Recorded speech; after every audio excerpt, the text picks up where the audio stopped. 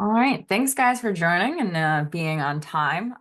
We like to get started here while we're waiting folks to come in to have a little quick conversation around, iPhone versus Android, which one you might prefer. Just like to get the conversation started with that. Hey Charles, how are you? Hey. I'll be seeing you later today too, so we can catch up. But yeah, would love to hear you guys in the chat, which you prefer between iPhone and Android, or you can emoji react. I know, as a proud Android owner myself, I'm way more in love with that. But I did use the iPhone for a couple of years back in college before making the switch.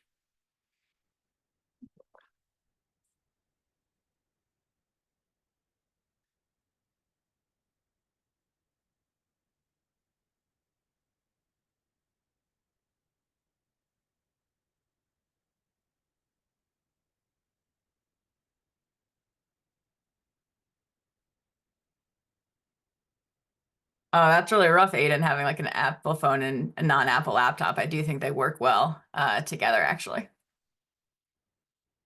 That's how they get you. Yeah. I will say the Apple AirTags are pretty amazing, and there's not really like an Android equivalent, which sucks. I think there's like the tiles, but in terms of like just range, the Apple AirTags are much stronger. I completely agree with Aiden though. I think I have a Lenovo laptop and then an Apple iPhone because Mm. just like that, you don't need to spend that much money on a laptop for them to work. Mm. Yeah. There's just like a lot of good stuff though with like the whole, is it still called iCloud? Like the, It's just the Apple ecosystem stuff. I yeah. like it for ease of use in the Apple ecosystem. Uh, Yeah, I uh, agree. I and think, Yeah, and the, and I do have AirTags, so I use my phone to like help track those. But yeah. and their design's generally pretty good. I mean, yeah, like you can't argue with Apple's branding and the look of them. Like even a lot of like the Google stuff, like I have like my Google version of AirPods, right? And like this looks kind of like an Apple product. So And the closest time I got to switching my phone was when it was like a Pixel. It was like when I mm. was like in the moon and I was like, oh wait, like look at the Pixel kind of looks nice. But I ended up not switching. It's the green text. The green text gets you. Like as soon as when like, Oh, when they regulate away that like in Europe, I think Apple's in trouble. But oh man, I do think in just in terms of like the whole green text, all of that controversy, it did make me annoyed because I'm like, it's Apple who's making it hard, yeah, not me. Like yeah, my literally. friends did not like having me in group text. So yeah. and as someone who's like exclusively used the iPhones, like I feel like at this point it would be work to switch because I'd have to learn a new Yeah, interface. yeah. Yep. Yeah, once you're locked into an interface, it is hard to make the switch.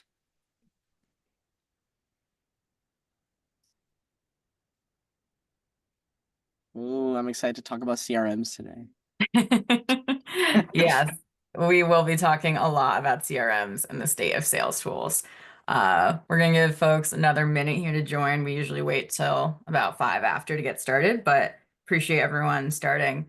I will be asking this too at the beginning of our presentation, but any particular topics that people are most excited to hear about today with HubSpot and Apollo?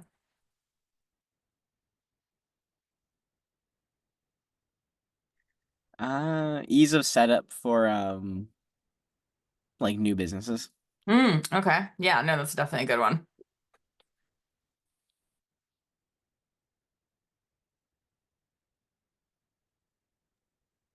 One other question it might be interesting is like how worth it is it if you're um like micro business versus small business versus like medium business, like there's just like one to two people, like what's like the Mm. number that makes sense? Are they good at like differentiating that on the pricing standpoint, feature set, like kind of practical, like when does it make sense to take the leap?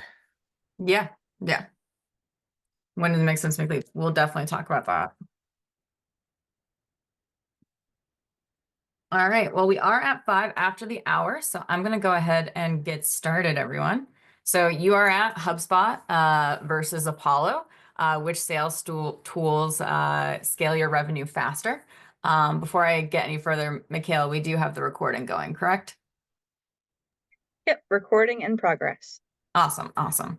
So obviously you guys have found me here. Some of you may have attended a webinar before. I just want to introduce myself. So my name is Victoria Kallsen. I'm the founder of Build Bedrock, where we help startups get their first 50 B2B customers. I'm actually an engineer by trade, have a mechanical engineering degree or two from UConn and Georgia Tech here. But over the last 6 years, I spent all of my time in tech sales at robotics and software startups before starting Build Bedrock. So I've come to sales from a more technical background. I like to think that I make sales and marketing a little bit easier for folks who also don't have those experiences. I do think simplicity is always better over complicating terms. In my career, I've sold robots to companies like USPS and Amazon, or pitched to other big companies like BMW, Nike, SoftBank, and Kraft Heinz. A lot of the work I do with clients is focused on enterprise or mid-market sales as well. So I'll talk a little bit about that just in terms of comparing HubSpot and Apollo, whether transactional versus enterprise sales, it might be a better fit. But that's just kind of the experience I come to the table with. So I wanted to make sure that we answer 3 questions for you guys today. And there's a lot of ground to cover today when it comes to HubSpot versus Apollo. I'm really interested as well as the questions you guys might have. It's a lot more interesting to make this tailored to you and the challenges that you have. But I think primarily we're going to start off with, how do I make that choice between HubSpot or Apollo for my particular startup? And the bulk of this presentation, content-wise, is slides on making that decision and dispelling some myths around which might be better for you. We're going to talk about comparing HubSpot and Apollo, just in terms of feature set, just in terms of what they open up for you and at what stage one might be a better fit. And then we'll also give you some knowledge on how you can get started more quickly, some common challenges and potholes that I've seen my clients have with getting up and running with HubSpot and Apollo, as well as other areas that my agency can help you out. So I'm just curious how many people here might have tried HubSpot or Apollo. So there are emoji reactions here in Zoom, or you can put them in the chat. Just want to get a sense of where people stand today. Okay, so we do have some people who have tried both. I do see some emojis in the chat. Okay, so HubSpot and Apollo here, mainly HubSpot. Okay, HubSpot, great, cool, cool. And then how did you like them? Did you find that they worked for you? Did you find them to be, you tried them for a little bit and they weren't actually a good fit for what you were looking to accomplish?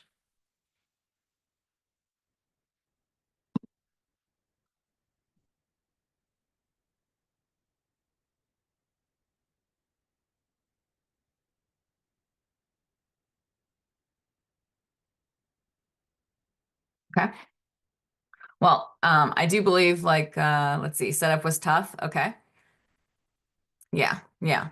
I definitely agree that data entry with HubSpot can be a challenge. We can talk a little bit about that as well. With what HubSpot is offering, it can really be a bit of a kitchen sink and so far as like HubSpot comes in terms of how HubSpot works. So before we dive in, I'm going to say something a little controversial. I do think it's a myth that you need a sales tool to get customers. I will say for myself, I actually closed my first couple of deals before using HubSpot and Apollo when we got our company off the ground. You don't actually need one, but they can offer a lot of benefits for you in terms of moving faster, in terms of scaling more quickly. And so there certainly is something to be said for the sales tool. But I like to work with people on understanding first that you can't create a process that doesn't yet exist. And so if you're coming to HubSpot and Apollo to start something completely different than what you've done before, it will be a little more challenging perhaps to get off the ground. There are a ton of sales tools out there in the market. So if we look at something like the sales tech landscape that I found online yesterday, the sheer number of software companies out there helping you in your sales cycle is pretty intense. And so one of the important things to kind of do here is understand what they're offering both of you in terms of like capabilities and what they might actually unlock in terms of strategy. Yeah, there's a lot of companies out there, and even, you know, an agency like us, we don't use even maybe a fraction of these. So just something to keep in mind. All right. So the next myth I kind of wanted to dispel here is that HubSpot and Apollo do the same things, and I don't need both. So this will get us started a little bit here on, you know, how can I fit these into the work we're doing at the size of startup that I'm at. So we've worked with startups pretty much, you know, getting their first customer to really getting their, let's say, 10th or 11th customer. So a little more on the seed or Series A side compared to people who are just breaking out. And I do think that you can use both at the beginning, but they are definitely hitting different parts of the sales process. So a lot of the focus for today's conversation is on lead generation, just because I find that a lot of startups are typically coming to us with that problem top of mind. But the really great thing about HubSpot is how much it can do for you. So when I talk about generating revenue and what we do with our clients, I really describe it as a revenue engine. And one thing you want to think about here with generating revenue is what is going to offer me, you know, the fastest way to get there, let's say. What do I need to put in the tank to get my engine started? What road am I even on? What customers am I even talking to? And so really HubSpot, I'd like to say, is the Honda CRV of sales tools. It's really a good general purpose customer relationship management tool. A lot of people are going to be very happy with it. It's going to do most of what a lot of people need. But you might find that you have a very particular need, like you are very fervently going for outbound prospecting, and HubSpot isn't providing you with the tools that you need to really move more quickly. So in that kind of analogy, Apollo becomes your winter tires. Not everyone might need them. You may not live in Minnesota. You may not be doing outbound prospecting, but Apollo can unlock that early part of your lead generation system. And so really the first question I have when clients come to me about choosing between them, I want to know what you're trying to accomplish and how you think you're going to get there. I've definitely had people think they don't need HubSpot at all because of Apollo and what it offers them. And I have people who find that they're not getting anywhere with outbound prospecting and Apollo isn't a good fit. So we really want to just understand that Apollo is a particular focused area of the sales process compared to HubSpot, which is a lot more general purpose. Let's see, just want to check my notes here, make sure I've covered everything I wanted to cover here. The other element that I just want to touch on before I move on is when we think about HubSpot and Apollo, what we're really thinking about is sort of this conflict between inbound and outbound marketing. And so a lot of companies have a particular focus on one or the other. So they're really focused on you know, getting their customers through marketing and growth, product-led growth, or they're really focused on outbound prospecting because they think that'll get them their companies more quickly. And so I just wanted to break down before we continue to go into HubSpot versus Apollo. Sometimes the real question for a company is, are you going through an inbound strategy or an outbound strategy? So let's start with the idea that outbound is better than inbound. I think for a lot of people, they see it as a fast track for going and finding the customers that are most interested in buying for them. And so I wanted to throw a couple of pieces of information out to you about why inbound marketing isn't something you should be leaving behind either. So there's three things I come back to when I think about the value of marketing. Marketing makes sales faster, in my opinion. It's going to allow you to nurture your customers basically throughout the decision-making process. We all know what it's like now to go ahead and buy things on Amazon without talking to people, and more the sales process is becoming like that. So I've been doing sales since 2018, and before that, I was even purchasing software inside inside of General Electric. And so, in a lot of the early days, there's a lot of booking demos. There's a lot of people coming to you inbound, in that respect. What we're seeing a lot more now is people wanting to engage with this content before they even request a demo from you. So you're doing a lot more awareness and consideration work before that person even enters your sales cycle. Frankly, I sometimes see the decision on marketing versus sales, inbound versus outbound, to be a lot of where someone comes from background wise. And coming from a sales background myself, marketing was something I had to learn to love in a lot of ways.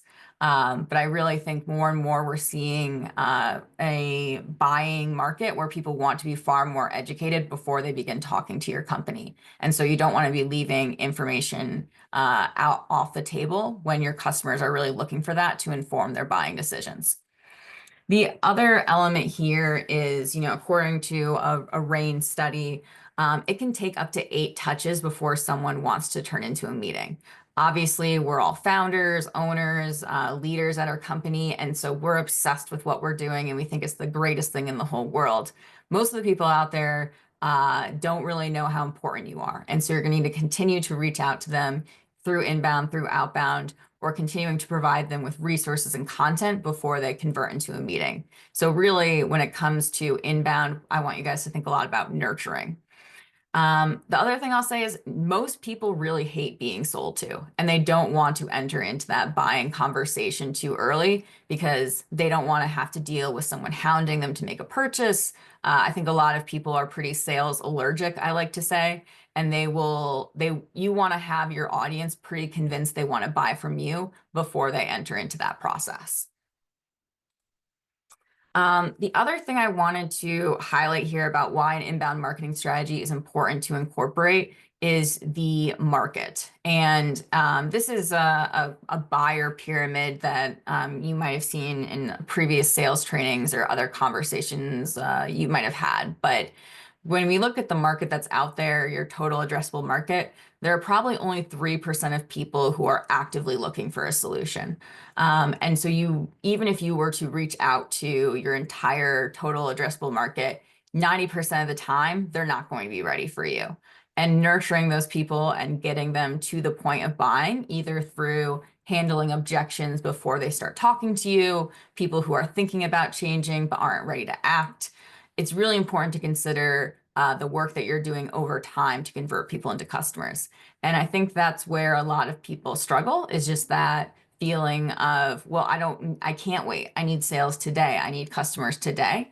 And inbound marketing, account-based marketing is really about making sure that when people are ready to buy, they have been thinking about you and are considering your offering. So that's the case I make to clients of ours about the value of inbound marketing. And now I want to sort of flip the script here and talk about inbound being better than outbound. Or sorry, the reverse, outbound being better than inbound. So, like I said, I have more of a sales background than a marketing background, and I don't know if most of the salespeople I've worked with have truly loved their marketing qualified leads. So I think it's almost a universal truth that everyone prefers an inbound lead because they're more excited to talk to you. But a lot of salespeople I've worked with have been less than thrilled with the inbound leads that they get. So outbound solves a lot of that by making sure you're trying to talk to the right people. CEOs don't subscribe to newsletters, so you're often not able to get to higher levels of an organization without going outbound. Hubspot themselves employs BDR to reach out to their warm leads, so they have their own business development reps to reach out to prospects. Especially as an early stage startup, people don't know that you exist. They're not Googling for you. SEO doesn't matter. There's a lot of reasons to inform other people you exist, and outbound prospecting can be more effective than an ad strategy, depending on your particular product. And then finally, a lot of people know they have problems, but are unaware of the solutions. Inbound marketing can really help here as well. But that's a lot of the reason that an outbound strategy is a good fit. So, really, before I jump in actually to this next myth, what I kind of want to say about the sort of inbound versus outbound conversation is I actually recommend for my clients that they do one of each. And the reason and how you're going to actually choose those strategies, like what inbound strategy, what outbound strategy, is going to depend a lot on your customers and your market.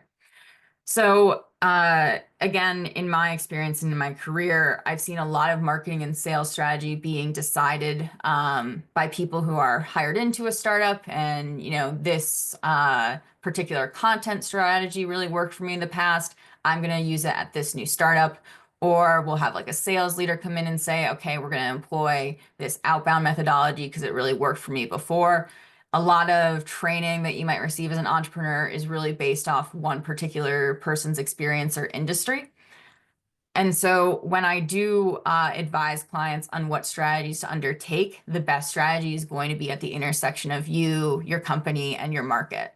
To kind of help in informing you on why an inbound or outbound strategy might be better for you.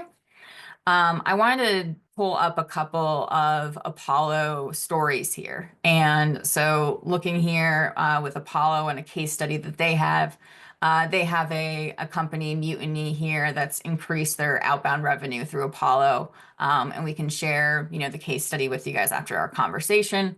But what I really want to highlight about why Mutiny, why this company is a good fit for outbound prospecting is actually because they are targeting larger enterprise accounts because they have a product that you have to contact them to see pricing. This is not a product-led growth company. This is not a direct-to-consumer company. This is someone who is really going out and looking for their targeted customers.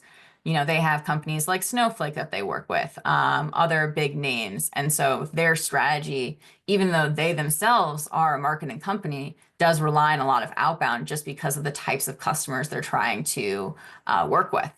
If you have a pretty complex process before someone can actually get started with your technology, that's where doing more outbound can be helpful. Whereas if you're looking for a wider base of customers, you're employing a product-led growth model, that's where you can see a lot more impact. So on the flip side, and I might have put this tab somewhere else, but I wanted to share a HubSpot success story as well. And so I learned about this company, StoryKit, and what they're doing with HubSpot. So let me just pull up that. Here we go. So StoryKit is a company that creates video content for you. So they used HubSpot particularly for their ad strategy. With HubSpot, one of the big things can be the integration of all the different places you're meeting your marketing leads. So StoryKit is really focused a lot more on that product growth model that I mentioned. So if we go to their website, you'll see you can try it for free before you move into an enterprise or higher level of the product. Marketing works really well for them because they're trying to get people to start using the product in a low friction way before moving into bigger stages of their product. So that would be, my opinion on why these different strategies worked for them. It's a lot about what their product is and who they're trying to market to. But obviously, at an early stage company, you're still figuring a lot of these things out. These are certainly companies that, have a, bigger grasp on maybe their go-to-market plan. But those are some of the conversations I have with my clients around what are we trying to do here. I do a lot of webinars personally, as you can tell, for our business. Part of the reason we do that is because I'm comfortable doing them. I do improv comedy. I'm very comfortable speaking in front of other people.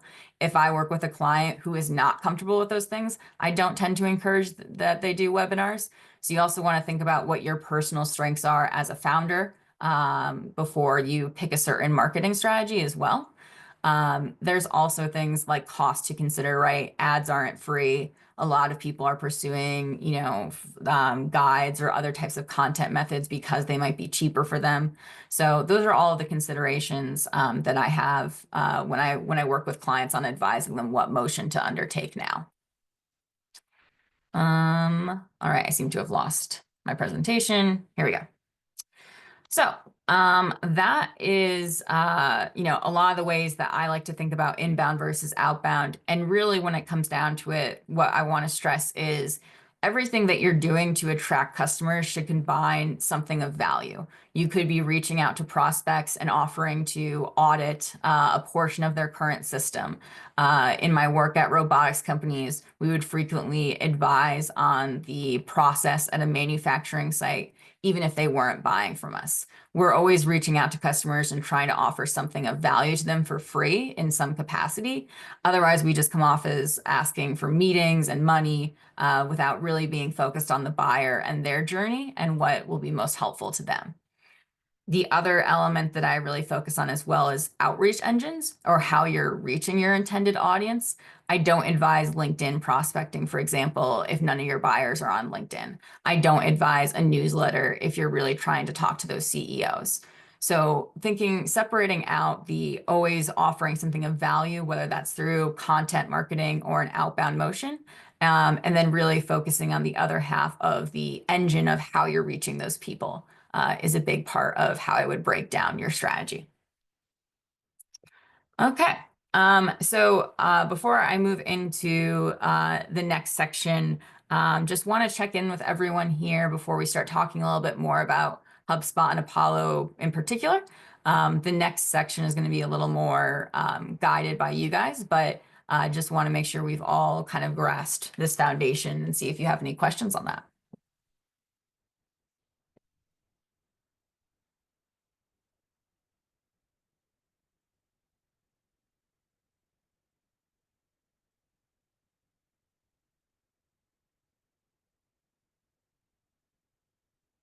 Okay, cool. Well, I'm going to jump into the next portion of our webinar. So as you'll note, we're already 27 minutes in. So as I was putting this content together, I realized that it was going to be pretty hard to go as in depth into HubSpot and Apollo as I wanted to before needing to have other conversations. We also did get Apollo to share their partnership manager with us, but she was unavailable for this time slot. So we are going to have actually 2 deeper dives on HubSpot and Apollo coming up. So while I will be talking through some general concepts and strategies about HubSpot and Apollo and more on how they compare, I just want to let you know that we will be following up with invitations to 2 other webinars where we're going to talk about HubSpot in more detail and Apollo in more detail. So today I'm going to really just more focus on some of the comparisons between the 2 and some other quick tips that I wanted to share.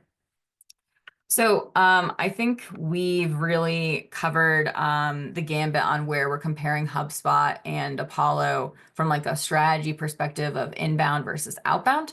What I want to talk now are a little bit more about specifics. So give me one moment while I pull those 2 systems up and we get started in the comparison.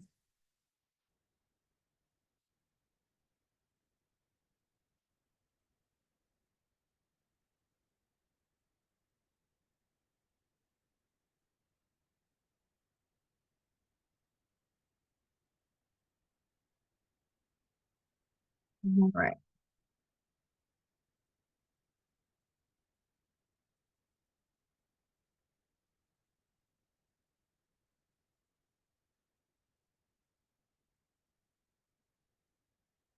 All right, so as we get started here, one of the things I wanted to share is when I advise clients who are pretty early stage, so again, kind of in that 0 to 5 of their first series of customers they're trying to get.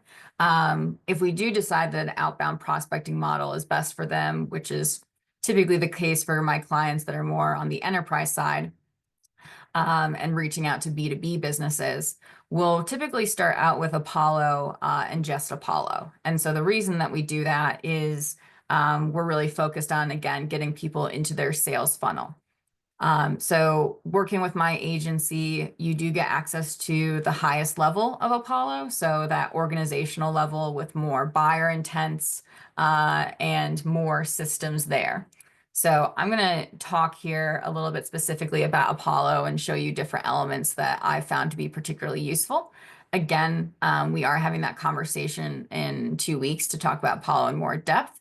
But just to cover here on what some of those attributes that I've found most valuable so that you can walk away with a better understanding of where you can improve parts about Apollo for you. So typically when I work with my clients, they've tried Apollo and have struggled to get the response rate that they're looking for with outbound prospecting. And so actually the work that we'll do to start is focusing on who you're targeting. So we have a spreadsheet actually that we use to embody this, where I work with clients on who the potential markets that they are looking to outreach to are, and thinking about what is the story of what you're trying to sell to them and why will it impact them. And then we actually score those different types of markets that you're thinking of moving into. And then we will build out actually the ideal client profile with you. And it's very much done in an Apollo way to focus on, company size, keywords, different technologies your target market might already be using, as well as different triggers, things that are happening at that company that could be prompting your champion to be searching for a solution. So I'll go back in here to Apollo and the prospecting and enriching services. So typically here, this is where most people start their Apollo journey. So I'm going to just remove a couple of things. And so really one of the things I'll say about HubSpot and Apollo is a lot of people do get started with different contacts and things start getting messy. So with Apollo, you have 220.5 million people in this database. And the saved search is where you're going to start breaking it down and really getting more granular about who you want to be outreaching to and talking to. So for example, I would say pretty much everyone is narrowing down companies based off the number of employees that they have. But what I find to be really exciting is actually breaking down head count growth or number of employees by department. So for example, one of our clients was really targeting in the sense that their actual problem they were solving for a business was being a outsourced IT function for them. And so we actually were particularly targeting companies that didn't have a very large IT department. They might have legacy systems that needed support. And so filtering employees by department ended up being a big indicator for them. So these are all different levers that we'll work on with our clients to really narrow down their world, and then create a saved search around. If you've used Apollo in the past, you'll note that there are a lot more filters, obviously, at the higher ends of Apollo. So our agency plan is at that org level, so we can do more buyer intent signals. There are a lot of ways to track what people might be interested in that's related to you. So for example, I have a client that's in the HR technology space, and we're looking to see, are they interested in buying other types of HR technology tools? It's a good indicator for me as well to look at, is this person interested in HubSpot, for example? That's a topic that we can actually target people on inside of Apollo. So this is sort of where I really coach people on starting and then creating what is called a save search. So this is where, instead of continually rebuilding your lists and rebuilding those searches that you're looking for people or for companies, you're going to create a saved search so that you can use it automatically inside of a workflow. You'll note here too, there's people and companies. Typically in the work that I'm doing, we're starting at the company level and then moving down to people. So we'll actually look for companies, and then you can select to find people at those companies and create the personas of people that you want to outreach to. Again, a lot of this can get pretty in the weeds around what you're actually attempting to do in Apollo, and this is where I find some people get stuck. So again, really doing your homework can offer a lot of benefits for the Apollo system. This is perhaps the biggest difference actually between HubSpot and Apollo, is that Apollo is coming to you with a database of people to outreach to, and HubSpot is not. So you actually can't put anyone into HubSpot that is not like that you do not have the email for. And so obviously it's really important to consider the privacy of the people you're outreaching to when you're doing marketing campaigns, making sure that people sign up to hear from you or sign up to receive your newsletters. That's very different from cold email prospecting, where you're really going out and contacting people, and hoping to introduce yourselves to them. So inside of HubSpot, you'll notice, and let me switch over to that. And I'm in our demo kind of environment here, so there's not actually a ton of data in this HubSpot, but in HubSpot, what is really the comparison point would be is contacts. So in HubSpot, you're creating a lot of marketing contacts and you're managing them throughout their life cycle. So we'll use things like lead status or life cycle status to indicate where is this customer in terms of their buyer journey. So it's really important when we think about working with our potential customers, that they understand people might not be ready to purchase, and we're nurturing them through that cycle. We're introducing them to different resources and content that would later encourage them down the line to purchase from our customers. So this is where, lead status and lifecycle status can help you move through and nurture those people. And so even if you are a smaller stage company, one of the first things I recommend that you do inside of HubSpot is begin a small marketing email campaign. This is different to me than the full newsletter that's really converting people, that you're getting people to sign up for your newsletter and then convert into customers. But I encourage you to start with a marketing email campaign to keep your supporters and your investors informed about you. This keeps you top of mind around what progress you might be making month to month, and you'll really manage that inside of the marketing email campaigns. In terms of, again, the comparison here for HubSpot, being that Honda CRV versus being a particular special component of that car, the winter tires like Apollo, is that you can do a lot inside of HubSpot at a lower level. So you're working on different types of marketing outreaches, maybe in a more testing capacity, whereas Apollo, you're being really focused on that outbound prospecting. So like I said, I do encourage my clients, even if they're not ready to fully move into HubSpot and begin their inbound marketing journey, that they do have a sort of friends and family investors newsletter that keeps people up to date on their startups and how they're progressing.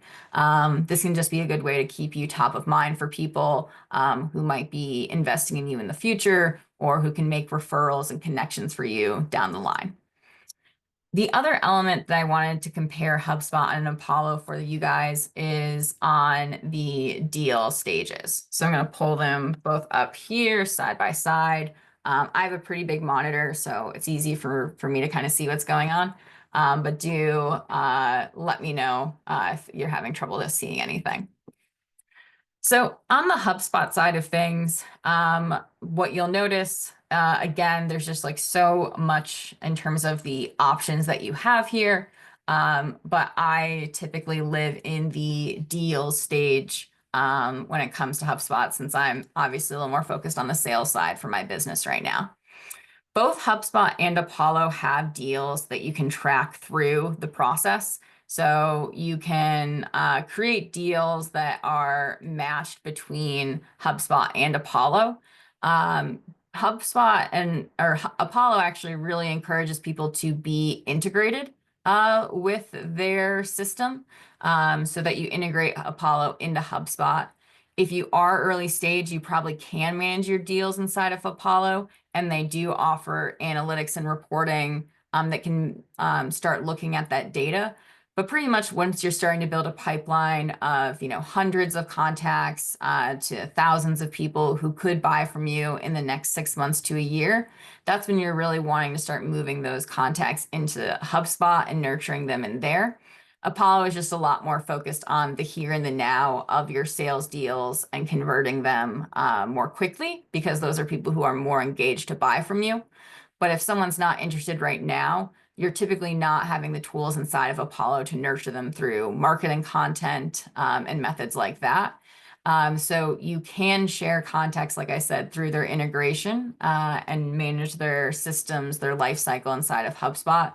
And so that's typically what we recommend customers do after we work with them for the first few months, getting them their first couple of prospects and leads, is then we will start moving people who were a bad fit for us or not interested at the time into other funnels to convert them into paying customers down the line. So I'm going to go back here to my presentation just to give you a couple of other, fast HubSpot tips and Apollo tips before I kind of move into the Q&A session here. So I mentioned the email campaign. I would say also one thing that HubSpot does really well, especially as you move into the later tiers, understanding what marketing content is reaching your customers and if they're converting to paying customers. So as you grow and start producing more, collateral for your customers that they might engage in, it's really important to track, is this marketing content actually hitting anyone who later bought from me? So this is where I see a lot of companies, even Series A, struggle, is they're building a lot of content, but they're not actually sure what content those prospects are engaging with and whether or not it's making a difference. So using HubSpot analytics, you can really see in that buyer journey what they engaged with, what they downloaded, and is this content actually converting people to becoming paying customers. As your marketing strategies become more refined, that's where HubSpot can really step in and help you scale up as a business.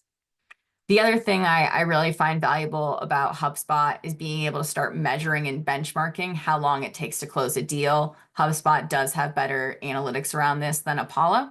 And even if you are on your first 5 customers, starting to see, okay, this is how long it took me between meeting this person until they bought from me. I really need to think about that's how long my deal cycle is today. And what are some strategies I can employ to make that shorter? And where will that impact be? Again, with our clients, we're perhaps building their first ever sales process. So they might come to us and say, well, we know we have these like 5 meetings before someone buys. And it turns out we can actually combine meeting 2 and 3 together once we have a real strategy for what that meeting should look like. Another thing that my clients have found really great with HubSpot early on is in follow-up tasks. So once you start working with, more than 10 potential customers, it starts becoming a nightmare following up with people. When should I follow up? This person said, don't reach out for, 3 months. This person isn't interested until next spring.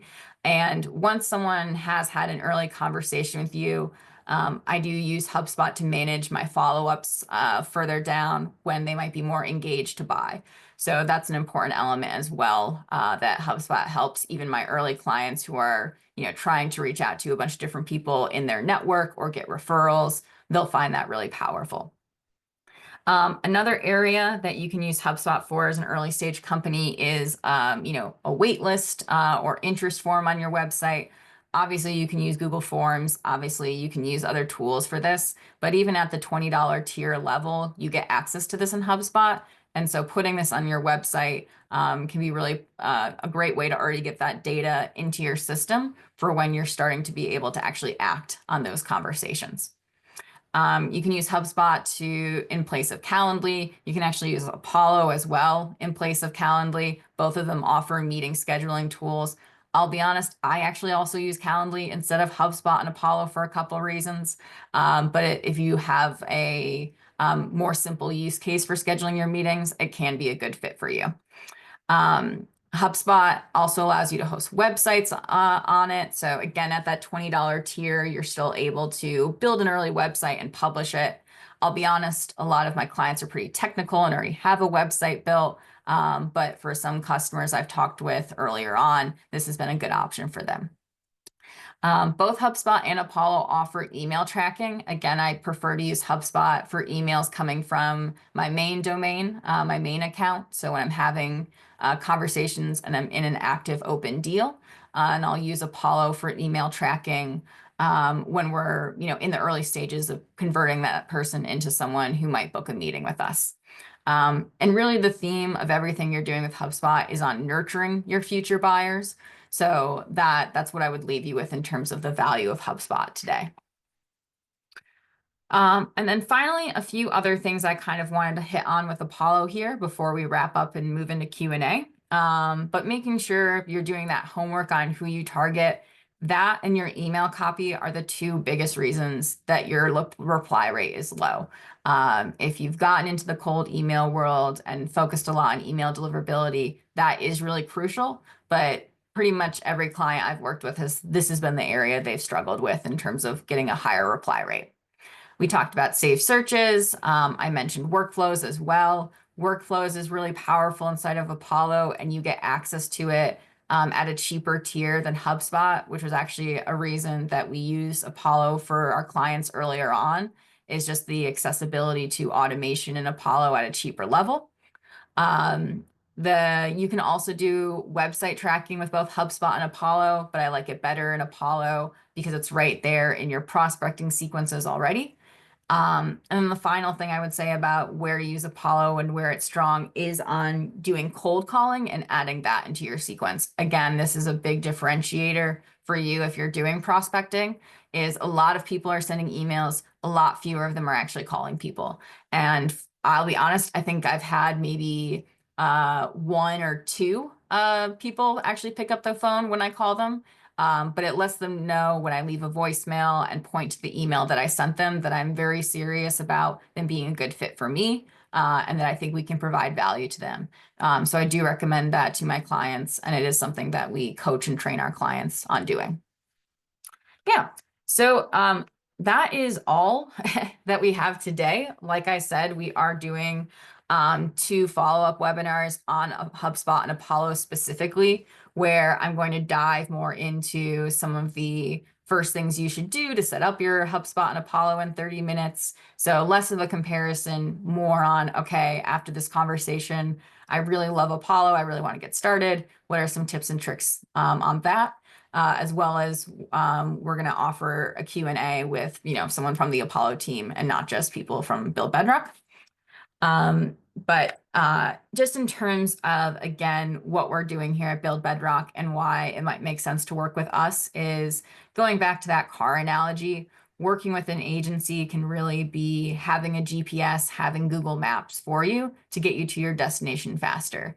You might have lots of ideas about how to get there. You've maybe taken this path before when it comes to getting customers, but working with an agency can really accelerate that for you, leveraging the expertise that we have, since this is all that we focus on at Build Bedrock is sales and marketing. And we're always excited to help you with strategies that can really improve what you're doing and really get you in front of the right people. But that's all of the content that I have for today. But I'll be sticking around here for the next 15 to 20 minutes if you guys have any particular questions about HubSpot and Apollo.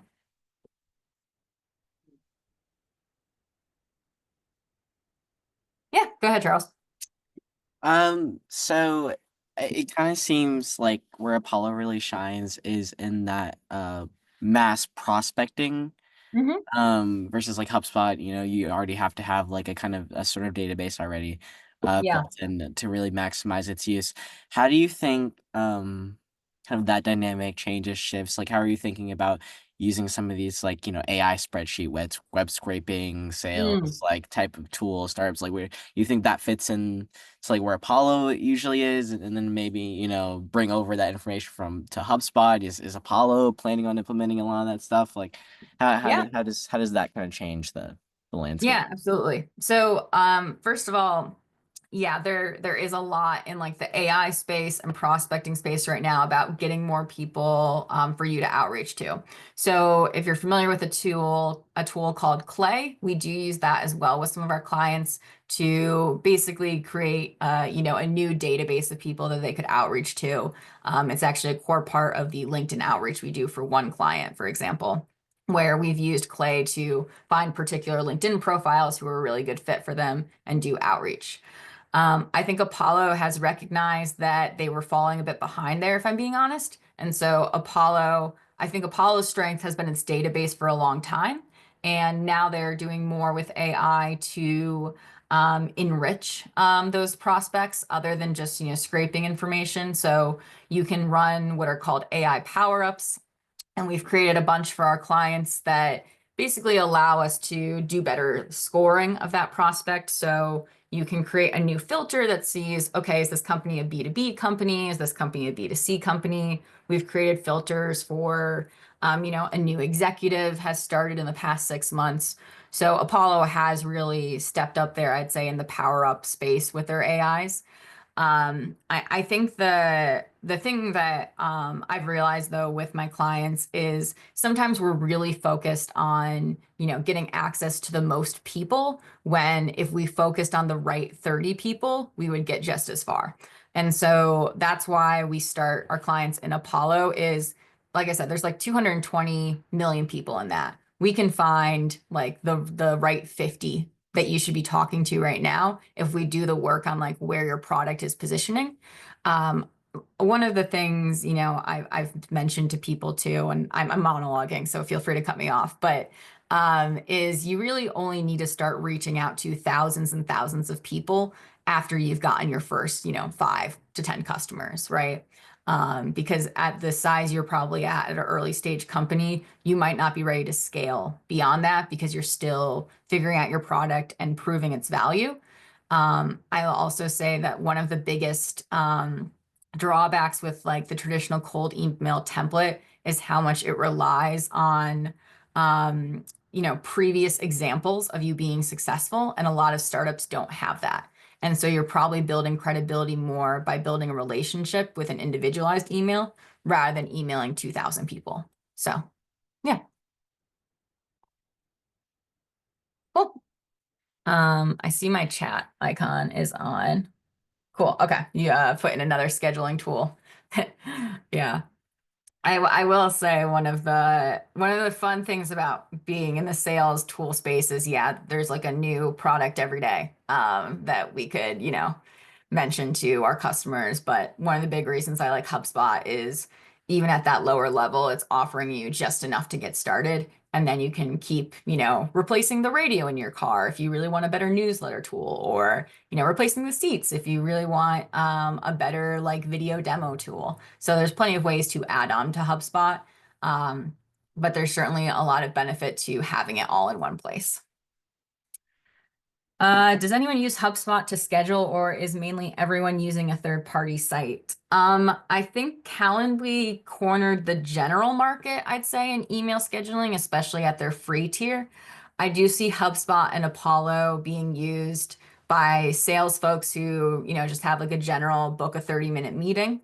I think though the funny thing is Apollo doesn't use their own meeting scheduling tool. They actually use a completely different tool called Chili Pepper that we've looked at that does a lot of really cool stuff. Yeah, I'd say it's like a different higher level. I do think a lot of people can live with HubSpot, Apollo, or Calendly's meeting bookings. Yeah. That's interesting. See, I feel like I wonder like what the real value prop of having like the scheduling tool in the CRM sales tool is, unless it's for like, oh, like, I'm managing like 5 BDRs or something like that, and I need to see like who's having the most meetings and something like that.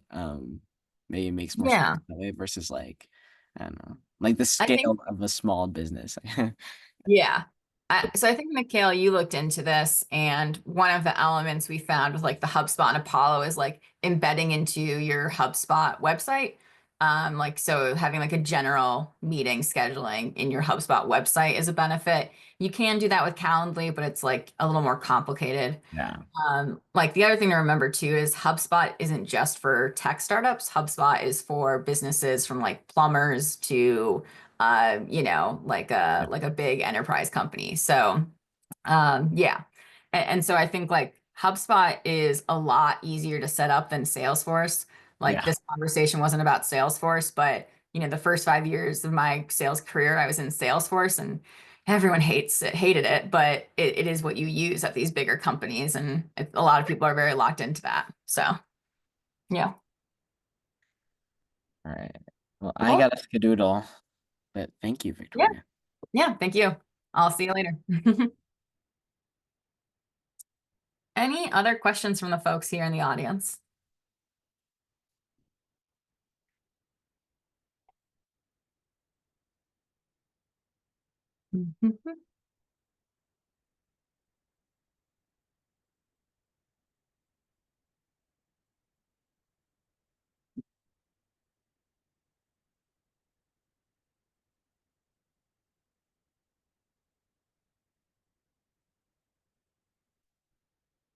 Yeah, so the recordings. So we will follow up with you guys through email with the webinar recording. We actually use a webinar tool for that right now. So we'll share that either later today or tomorrow morning, and then we'll also share the invites to the future conversations with Apollo and HubSpot. But we typically turn that around within 24 hours, Matthew.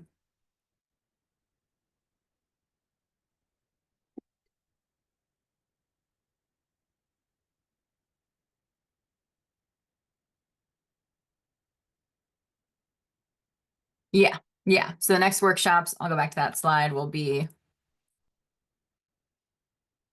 on February 12th and February 26th. So we're pretty close to being able to launch those through Luma. So if you registered for Luma, we'll send out the invite through there. But we did note all the attendees today, and we'll send you an individual invite as well.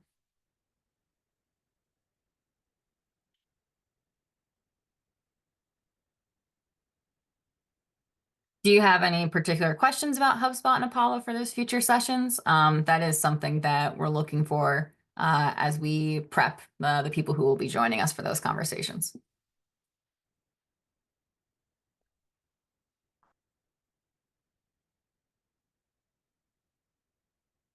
Okay, great.